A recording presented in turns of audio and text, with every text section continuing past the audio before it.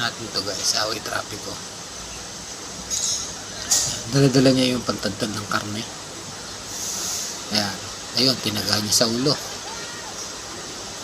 Ayun yung pawad yan eh, simpleng away trapiko lang yun.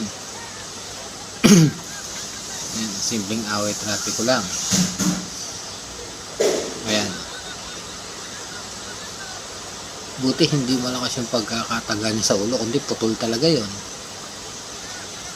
Ayan, hindi siya nagpapawat. Ayaw niya magpawat. Nangyari to guys sa, sa China. Sa China to nangyari.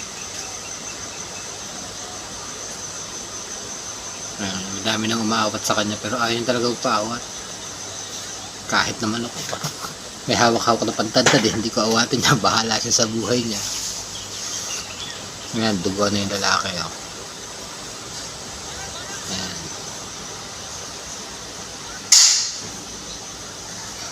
Meron pang mas malapit dyan. Panoorin nyo guys. Meron pang mas malapit dyan.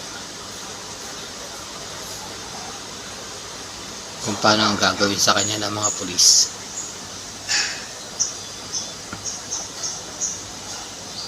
Ayan, may dumating ng isa. May darating pa. Ayan, dumating pa. Marami pang pulis. Ayan, tignan nyo guys. Ayan, kinuha na yung itak sa kanya.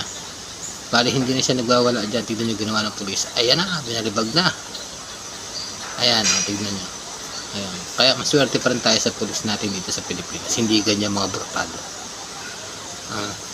Hindi na naglalaban yan. Diba guys?